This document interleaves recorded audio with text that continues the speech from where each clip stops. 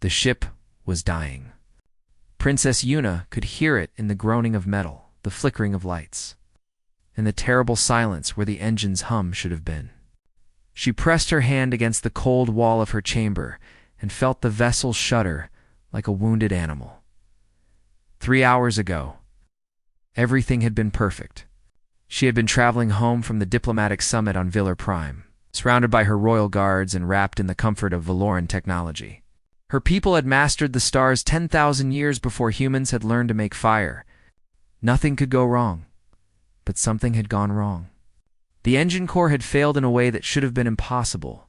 An explosion had torn through the lower decks. Her guards had rushed to protect her, but the vacuum of space cared nothing for loyalty or duty. One by one, they had been lost. Now Yuna was alone.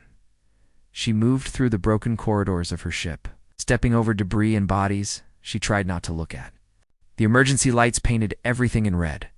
Her elegant robes, made of fabric that cost more than most planets earned in a year, were torn and stained with blood that was not her own. The navigation console was still working. She checked it and felt her heart grow cold. The ship was drifting toward a dying star. The gravity was pulling them in slowly, but it was pulling them in. She had perhaps 6 hours before the heat would cook her alive.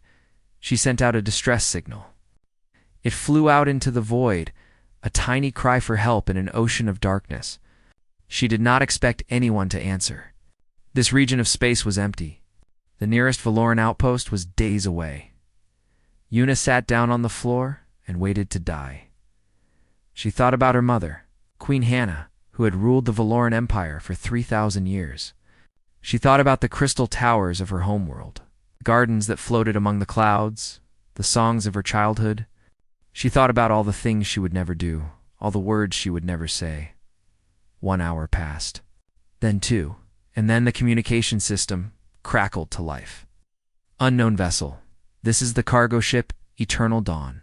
We have received your distress signal. Do you require assistance? The voice spoke in the common trade language. It was rough and informal, nothing like the musical tones of Valoran's speech. Yuna scrambled to the console and checked the sensor readings. A human ship. Small, old, clearly designed for carrying freight rather than passengers. It was changing course to intercept her. Yuna hesitated. Humans were. She searched for the right word. Lesser. That was what her people believed. They lived such short lives, less than a century, if they were lucky. Their technology was primitive. Their civilization was young. The Valoran Empire tolerated them, traded with them, but never respected them. But the dying star was growing larger in her viewport, and pride meant nothing to a corpse. Yes, she said into the communicator. I require assistance. My ship is disabled. I cannot escape the gravitational pull. There was a pause. Then a different voice came through, younger, but somehow steadier. We see your trajectory. The radiation from that star is already at dangerous levels. Our docking systems cannot connect with Valoran tech. Someone will need to spacewalk to reach you. That is suicide, Yuna said. The radiation will kill anyone who attempts it. Maybe, the voice said, but we are going to try anyway. Hold on. Yuna watched through her viewport as the human ship drew closer. It was an ugly thing, all function and no beauty, covered in patches and repairs that showed its age. It moved with surprising grace for something so crude. She saw a figure emerge from the airlock, a human in a spacesuit, connected to the ship by a thin cable. He pushed off and floated toward her vessel. Moving through the radiation storm that surrounded the dying star, the sensors showed his suit taking damage. The radiation was eating through his protection, layer by layer. Any Valoran would have turned back. Any sensible being would have turned back. The human kept coming. He reached her ship and found the emergency airlock. She watched him work on the manual release, his movements growing slower as the radiation poisoned him. The lock opened. He pulled himself inside. The inner door sealed. An atmosphere flooded the small chamber. Yuna ran to meet him. He collapsed as soon as he removed his helmet. He was younger than she expected, with black hair and a face that was ordinary by any standard. His skin was burned from radiation, and his breathing was shallow. But he was alive. "Are you hurt?" he asked her. His first words were not about himself, but about her. "No," she said. "I am not hurt. You saved me." "Good." He tried to smile, but the pain made it more of a grimace. "My name is Tai-Ho. I am the engineer on the Eternal Dawn. We need to move." "Can you walk?" "Of course I can walk. I am Valoran, and walk fast. This ship is going to burn in about 4 hours." He led her through the broken corridors of her own vessel, supporting himself against the walls when his strength failed. They reached the airlock where he had entered, and she saw that the human ship had moved closer. A bridge of cable and metal now connected the two vessels, a crude thing that looked like it might fall apart at any moment. "I built that in about 20 minutes, Tai-Ho said, noticing her expression. "It is not pretty, but it will hold. Probably. Definitely. It will definitely hold." "Go," she went. The crossing was terrifying. A journey through open space with only a thin cable and her grip standing between her and the void. But she made it. Strong hands pulled her into the human ship, and she found herself surrounded by faces she did not know. They brought Tai-Ho in after her. He was worse now, barely conscious. A woman with medical supplies rushed to treat him. "Is he going to live?" Yuna asked. "He will live," said a man with a captain's insignia on his worn uniform. "Tai-Ho is too stubborn to die. I am Captain Wujin. Welcome aboard the Eternal Dawn, Your Highness. It is not much, but it will get you home." Yuna looked around the ship. It was small and cramped and smelled of oil and sweat. The walls were covered in personal items, photographs, drawings, small tokens from distant worlds. It was nothing like the cold perfection of Valoran vessels. It felt strangely warm. "Thank you," she said, and she meant it in a way she had never meant those words before. "Thank you for saving me." Captain Wujin shrugged. "Tai-Ho did the saving. I just fly the ship. Now, let us get you away from that star before it kills us all." The Eternal Dawn turned and began its journey away from the dying star. Yuna watched through the viewport as her own ship, the pride of Valoran engineering, fell into the flames and was consumed. She was alive. A human had risked everything to save her, and she did not understand why. She looked at Tai-Ho unconscious on the medical bed, his burned skin being treated by hands that clearly had much practice with injury. She did not understand, but she wanted to. The journey home would be long. She had time to learn. 3 weeks had passed since the rescue, and Yuna had learned more about humans than her people had discovered in centuries of observation. She learned that they laughed often, even when things were difficult. She learned that they sang songs while they worked, old songs from a world called Earth that most of them had never seen. She learned that they shared their food even when there was not much of it, and that they touched each other freely, a hand on the shoulder, a pat on the back, a hug when someone was sad. Valorans did not touch. It was considered improper, a violation of personal space. But humans seemed to need it the way plants needed sunlight. The Eternal Dawn was a small ship. There was no private chamber for a princess. Yuna slept in a spare bunk near the engine room, on sheets that were clean but old. She ate the same food as the crew, simple things, processed proteins and vegetables that tasted nothing like the elegant cuisine of her home world. She did not complain. Somehow, complaining felt wrong. Tai-Ho recovered slowly from his radiation burns. For the first week, he stayed in the medical bay, his skin wrapped in bandages that needed changing twice a day. Yuna visited him often, though she told herself it was simply because she had nothing else to do. "You are healing well," she said one evening, sitting beside his bed.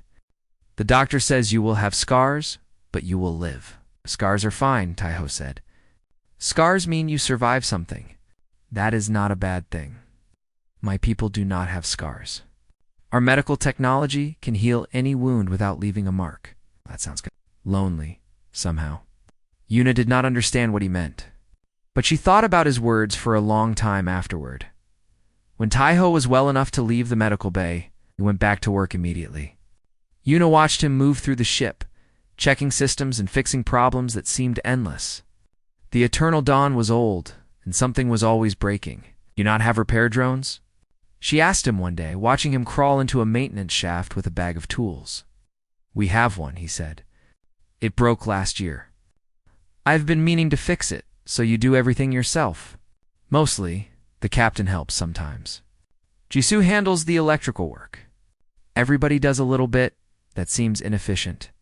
Taiho smiled at her, and something about that smile made her chest feel strange.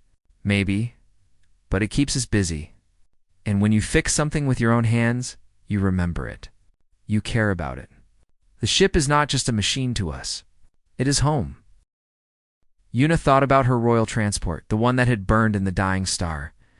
It had been beautiful, a masterpiece of Valoran engineering, but she had never thought of it as home. She had never thought of it as anything really. It was just a thing that carried her from one place to another. The humans cared about their ugly little ship.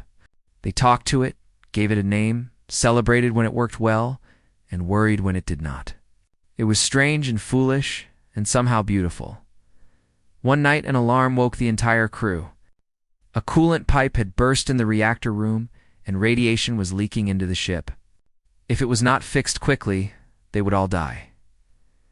Yuna stood with the others in the corridor, watching as the crew argued about what to do. The leak was in a chamber that was already flooded with radiation. Whoever went in to fix it would receive a dose that could be fatal. "I will go," Taiho said. "No." Captain Woojin grabbed his arm. "You just recovered? Your body cannot handle more radiation. Then who? You, Jisoo. Minho has a wife and children waiting for him on New Busan. Who else is there?" Nobody spoke. Yuna realized that they were all looking at each other, each one calculating whether they should be the one to sacrifice themselves. "I will go," Taiho said again, and this time he did not wait for permission. He grabbed a radiation suit and walked toward the reactor room. Yuna followed him. "Wait." He stopped but did not turn around. "You should stay back, princess. It is not safe." "I know. She did not know what she wanted to say. "Why are you doing this? You almost died saving me. Now you are going to die saving them. Is human life worth so little to you?" Taiho turned to face her. His eyes were calm, without fear, though they should have been full of it. "Human life is worth everything to me. That is why I am going. Because their lives are worth my risk. Because someone has to do it, and I am the one who can. But you will die. Maybe, but if I do not go, everyone will definitely die." "That is simple math, princess." He smiled at her one more time, and then walked into the radiation chamber. The door sealed behind him. Yuna stood at the window and watched. She watched him work with hands that shook from poison, placing pipes and sealing leaks while the radiation ate at his body. She watched him fall twice and get back up both times. She watched him refuse to give up even when any sensible person would have it took him. 47 minutes to complete the repair. When he finally emerged from the chamber, he collapsed into Yuna's arms. "Is everyone safe?" he asked, his voice barely a whisper. "Everyone is safe.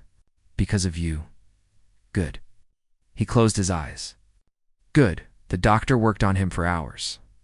Yuna refused to leave his side.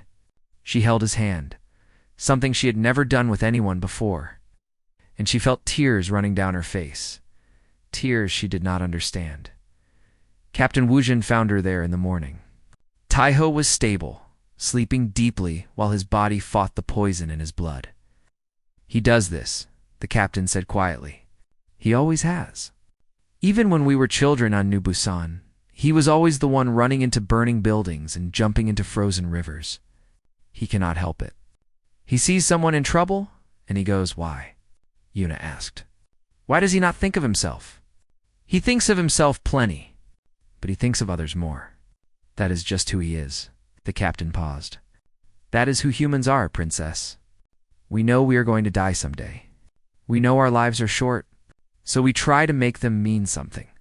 We try to leave the universe a little better than we found it." Yuna looked at Taiho's sleeping face. The scars from his first rescue were still visible. And now, there would be new ones. She thought about her own people, who lived for thousands of years and rarely risked anything. She thought about the cold perfection of Valoran society, where everything was calculated and nothing was felt, and she thought about this human, who burned so briefly but so brightly. Something was changing inside her. Something she did not have a name for. Something that frightened her and thrilled her in equal measure. She held his hand tighter, did not let go. When Taiho woke 3 days later, the first thing he saw was Yuna sitting beside him, reading a book she had borrowed from the ship's small library. "You're still here?" he said. "Yes," she answered. "I am still here." And she knew in that moment that she would always be there, wherever he was. No matter what her people thought, no matter what it cost her, she had found something worth more than an empire. She had found someone who made her feel alive. The Keth ships came out of nowhere, appearing from behind an asteroid field like wolves emerging from shadows. There were 3 of them, sleek and deadly, their weapons already charging. "Keth raiders," Captain Wujin said, his voice tight with controlled fear. "They must have tracked the princess's distress signal. A Valoran royal would be worth a fortune in ransom." Yuna felt cold. The Keth were known throughout the galaxy as pirates and slavers, a species that lived by taking what others had built. They feared nothing because they had nothing to lose. "Can we outrun them?" she asked. "No. The Eternal Dawn is a cargo ship, not a racer. They will catch us in minutes, and we fight," Taiho said. He was still weak from the radiation, but he was on his feet, and there was iron in his eyes. "Wujin, how many weapons do we have?" 2 plasma cannons and a missile launcher. "But Keth shields can handle plasma, and we only have 4 missiles. What about the mining charges in cargo hold 3? The captain stared at him. "Those are for breaking asteroids, not fighting ships. Everything is a weapon if you are creative enough. Give me 20 minutes. Taiho ran. Yuna followed him because she did not know what else to do, and because she could not stand the thought of being away from him when death was coming. The cargo hold was full of equipment meant for asteroid mining drills, explosives, processing machines. Taiho moved through it like a man possessed, grabbing things and throwing them aside, searching for something only he could see. "What are you doing?" Yuna asked. "The Keth have studied Valoran technology for centuries. They know exactly how your shields work, how your weapons fire, how to counter everything you have. But they have never fought humans. Not really. They think we are too weak to be a threat, are we not?" Taiho looked at her and grinned, a wild expression that made him look slightly mad. "Humans are the most dangerous species in the galaxy, Princess. Not because we are strong or smart or advanced, but because we do not fight fair." He worked with incredible speed, connecting wires and components in ways that made no sense to Yuna. He took mining charges designed to crack, rock, and modified them to emit electromagnetic pulses. He turned a simple welding torch into something that looked like a cannon. He created weapons from garbage, from spare parts, from things that should never have been weapons at all. "Keth shields are designed to stop plasma and missiles," he explained as he worked. "But they are not designed to stop physical impacts or electromagnetic interference. Nobody uses those anymore. It is considered primitive because it is primitive. Primitive works when fancy fails. Remember that." The first Keth ship attacked while Taiho was still finishing his modifications. The Eternal Dawn shook as plasma fire struck the hull. Alarms screamed. Somewhere a pipe burst and began spraying steam. "I need more time." Taiho shouted into the communication system. "You have about 2 minutes before they board us, Captain," Wujin answered. Taiho finished his work with seconds to spare. He ran to the weapons bay and connected his improvised devices to the ship's systems. Yuna watched as numbers and diagrams filled the screen, none of which she understood. "Fire the EMP charges at the lead ship," Taiho ordered. "Then hit them with the physical projectiles while their shields are down." "Physical projectiles?" The weapons officer looked confused. "We do not have physical projectiles. We have rocks. Cargo hold 2 is full of ore samples. Launch them through the emergency airlock. Fast." It was insane. It was completely insane. But the crew obeyed, because Taiho spoke with the certainty of a man who had nothing left to lose. The MP charges hit the lead Keth ship and disrupted its shields for exactly 3.7 seconds. In those seconds, a shower of rocks traveling at tremendous speed tore through the vessel's hull like paper. The ship exploded in a ball of silent fire. The remaining Keth ships hesitated. They had never seen such a tactic. They did not know how to respond. Tahoe did not give them time to figure it out. He launched more attacks, each one different, each one unpredictable. He used the welding torch cannon to blind their sensors. He ejected cargo containers filled with explosive gas and detonated them near the enemy vessels. He did things that broke every rule of space combat, things that should not have worked but did. The Keth ran. They turned their ships and fled into the darkness, leaving their dead behind. The Eternal Dawn was damaged but alive. The crew was injured but breathing. Against all odds, they had won. Yuna found Tahoe in the medical bay afterward, getting his wounds treated again. He was laughing, actually laughing, as the doctor complained about having to patch him up a third time. "You are insane," she said. "Probably," he agreed. "But we are alive." She sat down beside him. The medical bay was empty except for the two of them. The doctor had left to check on other injured crew members. "I have never met anyone like you," Yuna said quietly. "My people live for thousands of years, but we do not truly live. We are careful. We are cautious. We protect ourselves from everything. But you throw yourself into danger without hesitation. You burn so brightly. And briefly," Tahoe added. "Do not forget briefly. I will be dead in 50 or 60 years. Maybe less, given my lifestyle. I do not care about that." He looked at her, surprised. "You should.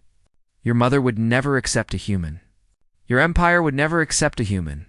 Even if we." He stopped, unable to finish the sentence.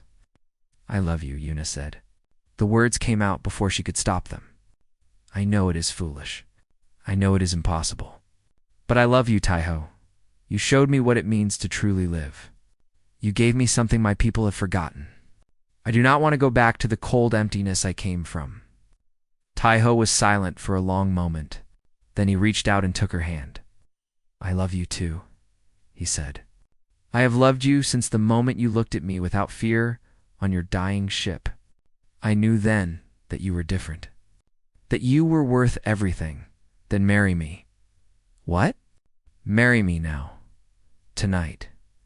There is an old Valoran rite, older than the Empire itself. It requires no ceremony, no witnesses, except the stars. If two souls speak the words together, they are bound forever. My handmaiden Sora is on an encrypted channel. She can serve as a witness. Your mother will never accept it. My mother does not need to know. Not yet. Not until we are ready." Tahoe looked at her for a long time. She could see the fear in his eyes, the doubt, the knowledge that this was dangerous beyond measure. But she could also see the love burning like a star in the darkness. "Okay," he said finally. "Teach me the words." That night, in the quiet of the medical bay, with only Sora listening through the communication system and the endless stars watching through the viewport, Princess Yuna of the Valoran Empire married Tahoe, a human engineer from Nubis Sand. It was treason against her people. It was madness by any measure. And as Tahoe kissed her, sealing their bond, Yuna knew she had never done anything more right in her entire long life. They would face consequences.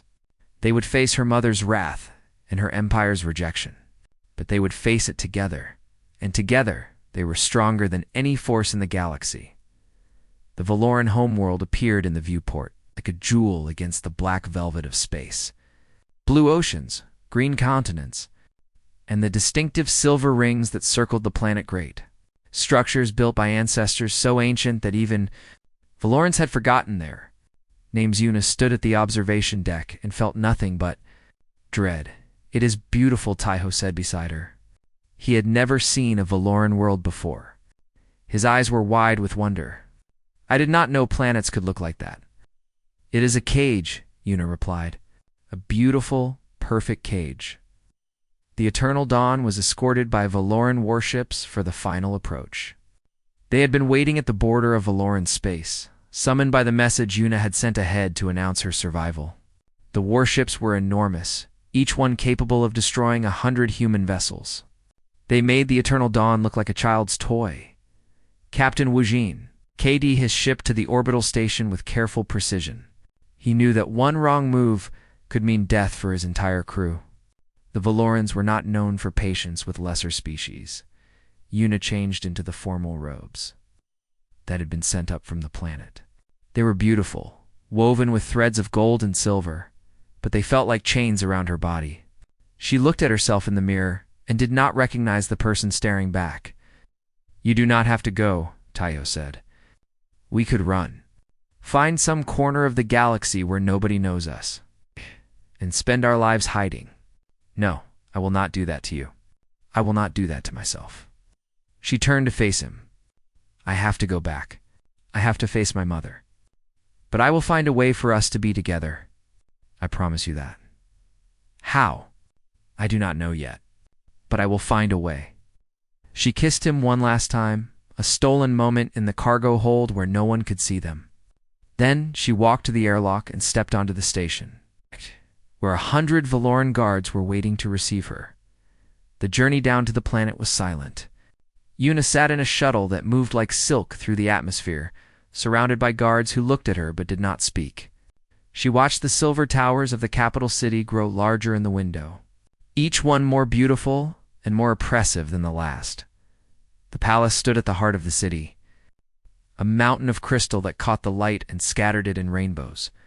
Yuna had grown up here, had played in its gardens and studied in its libraries, but it had never felt like home. Queen Hannah was waiting in the throne room. She was ancient in a way that humans could never understand. 3,000 years she had ruled, and she looked exactly the same as she had on the day she took the throne. Tall and cold and perfect, with eyes that could see through any lie. "Daughter," she said. Her voice echoed through the vast chamber. "You have returned." Yuna knelt before her mother. It was expected. It was required. But inside she felt nothing but resistance. "I have returned, Mother, thanks to the humans who saved me." "Yes, the humans." The queen spoke the word like it tasted bad. "I have read the reports. They risked much for you. We will compensate them appropriately. They deserve more than compensation. They deserve respect." Queen's eyes narrowed. "Respect is earned, child, not given. And humans have done nothing to earn the respect of our empire." Yuna wanted to argue. She wanted to tell her mother about Taiho's courage, about the way he had walked into radiation to save strangers, about the love that burned in his heart for a universe that had given him nothing but hardship. But she held her tongue. This was not the moment. A banquet was held that night to celebrate the princess's return. Representatives from 12 species filled the great hall, eating food that had been prepared for centuries and drinking wine older than human civilization. It was a display of power, a reminder that the Valoran Empire stood at the center of the galaxy. Yuna sat at the high table beside her mother. Wearing a smile that felt painted on her face, she nodded at dignitaries and made small talk with ambassadors. She played the role of the perfect princess, just as she had been trained to do since childhood. And then she saw him. Taiho was standing at the far end of the hall, dressed in a formal suit that looked strange on his shoulders. He was with a small delegation of humans, probably arranged by Captain Wujin. The captain himself stood beside Taiho, looking uncomfortable but determined. Yuna's heart stopped. She had not expected this. She had not prepared for this. But the moment she saw him, she could not look away. Her eyes kept drifting back, drawn like a moon to its planet. She watched him move through the crowd, watched him speak politely to aliens who looked down on him, watched him maintain his dignity in a room full of beings who considered him barely more than an animal. She loved him. Gods help her. She loved him more than she had ever loved anything in her long life. Queen Hannah noticed. The queen noticed everything. 3,000 years had made her senses sharper than any blade. She saw where her daughter's eyes went. She saw the subtle changes in her daughter's expression. She saw the truth that Yuna thought she had hidden. Near the end of the banquet, during a quiet moment when the music had faded and the guests were deep in conversation, the queen leaned close to her daughter. "That human," she said, her voice cold and quiet. The one you cannot stop watching. Who is he? Yuna's blood turned to ice. She looked at her mother's face and saw no warmth there, no understanding, only the hard calculation of a ruler who had held power for millennia. She could lie. She could say he was nobody, just a curious specimen from a primitive species. She could deny everything and hope her mother believed her. But she was tired of hiding. She was tired of pretending. She was tired of being the cold, perfect princess that everyone expected. She looked across the hall at Taiho. He met her eyes. And in that moment, something passed between them. A question and an answer. A fear and a courage. He nodded almost imperceptibly. Yuna turned back to her mother. The room seemed to grow quiet around them, as if the universe itself was holding its breath. His name is Taiho, she said. Her voice was steady, though her heart was pounding. He is the engineer who rescued me from the dying star. He is the man who walked through radiation to save my life. He is the bravest soul I have ever known. The queen's expression did not change. And why does he command such attention from my daughter? Yuna took a deep breath. This was the moment. There was no turning back, because he is the man I wed. Silence. Complete, absolute silence. Every eye in the hall turned toward the high table. Every conversation stopped. The music died. The servants froze. Queen Hannah stared at her daughter with an expression that could have frozen stars. What did you say? I married him, mother. By the old rites, with the stars as witness. He is my husband, and I love him more than I love this empire. The silence shattered into chaos.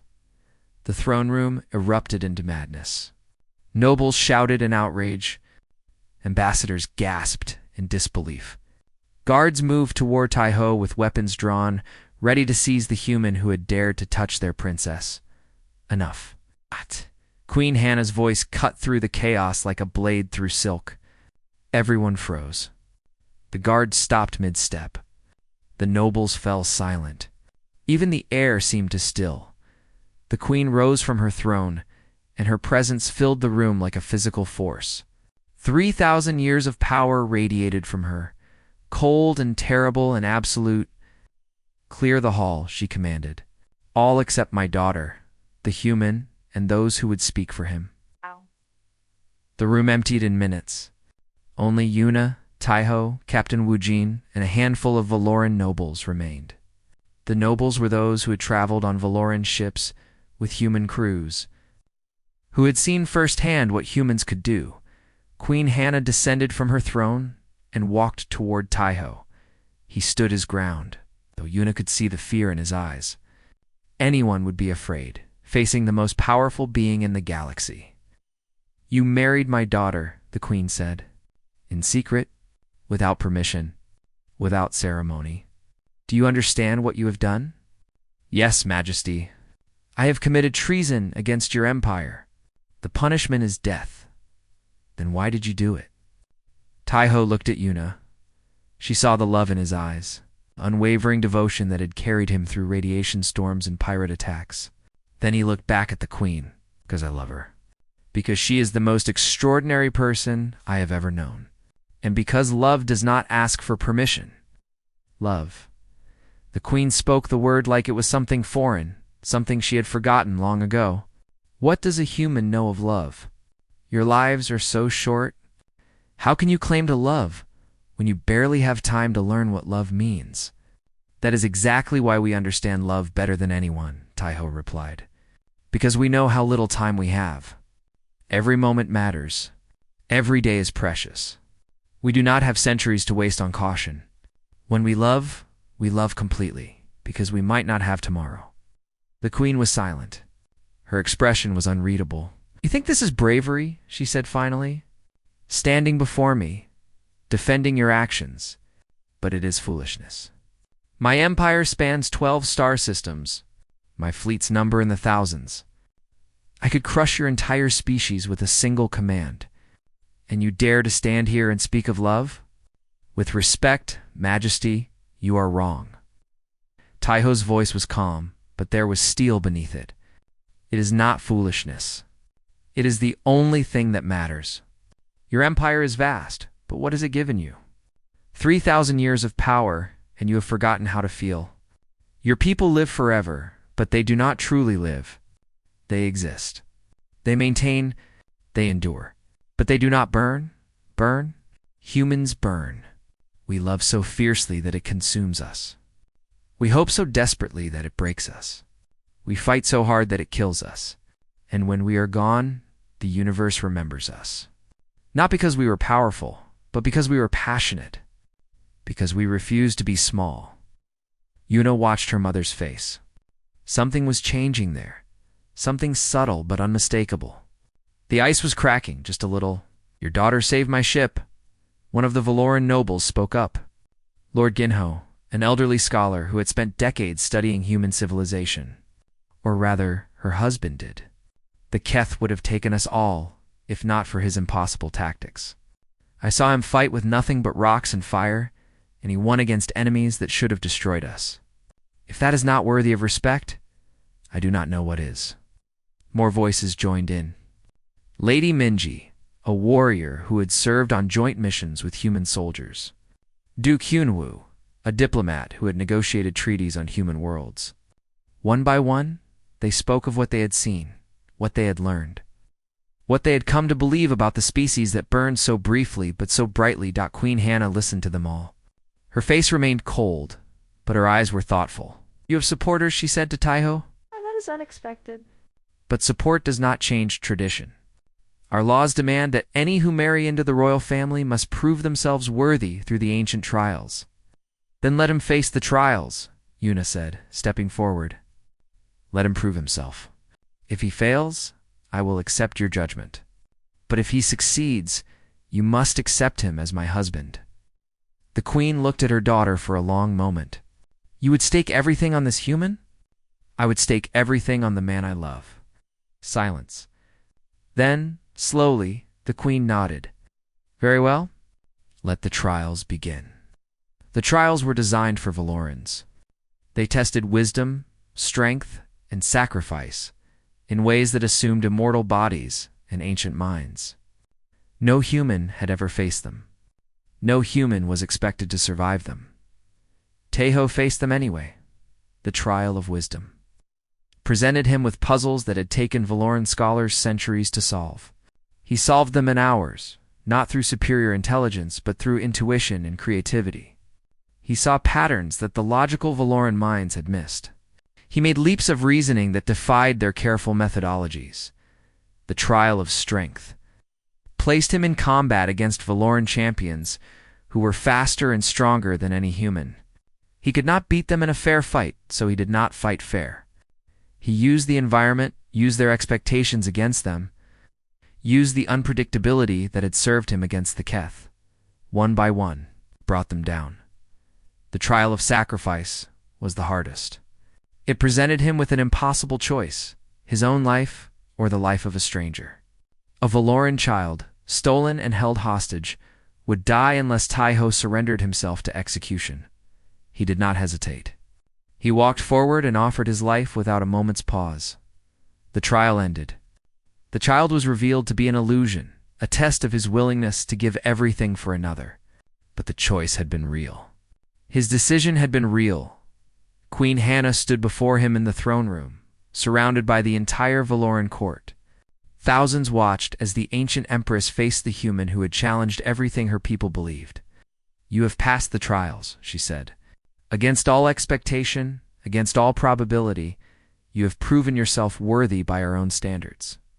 But I have one final question for you, human. Ask it. Why would you bind yourself to my daughter, knowing your life is a candle flame beside her eternity? In 50 years, you will be dust, and she will barely have aged. Why choose this pain?" Taiho looked at Yuna. She was crying, tears streaming down her face, and she had never been more beautiful. "Because love is not measured in years, Majesty. It is measured in what you are willing to give. And I would give everything not for a princess, but for Yuna. Because she saw me when no one else in the galaxy would look. Because she taught me that even short lives can have infinite meaning. Because she is worth any price, any pain, any sacrifice." He turned back to the queen. "I know I will die.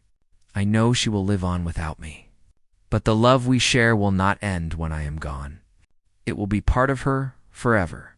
And that means, in some small way, I will be eternal too. Queen Hannah was silent for a very long time. Then, for the first time in 3,000 years, she bowed her head. The union is recognized, she announced. Let it be known throughout the empire, Taiho of Earth is the husband of Princess Yuna, and he has earned that title through courage, wisdom, and sacrifice. Let no one question his worth. The court erupted in cheers. Yuna ran to Taiho and threw her arms around him, holding him tight, never wanting to let go. He held her just as tightly, and the universe seemed to narrow to just the two of them. Later, as the celebration continued around them, Queen Hannah approached the couple. Her expression had softened, just slightly, in a way that Yuna had never seen before. You have changed things, she said to Taiho. The galaxy will not be the same after today. Humanity will be seen differently. My people will be seen differently. You have started something that cannot be stopped, good Taiho said simply. The galaxy needed to change. The queen almost smiled. Perhaps it did. She walked away, leaving them alone in the crowd. Yuna looked at her husband, this impossible man who had crossed the stars to save her, who had faced an empire for her, who had burned so brightly that even immortals had to look away. I love you, she whispered. I know, he replied. I love you too. For as long as I live, for as long as you remember me, I will remember you forever. Then I will love you forever. Years later, an alien ambassador visited the Valoran court. He saw an aging human man walking beside the eternally young princess through the palace gardens. The man moved slowly, his hair white, his face lined with age. But the princess held his hand like he was the most precious thing in the universe. Who is that? The ambassador asked Queen Hannah, watching from her throne. Answered before anyone else could speak. That, she said quietly, is the man who taught an empire what strength truly means, and across the galaxy. Species who had once dismissed humans as primitive told their children a new story. The story of a human who loved a princess, who faced down an empire, and who proved that the brightest flames burned brief but eternal.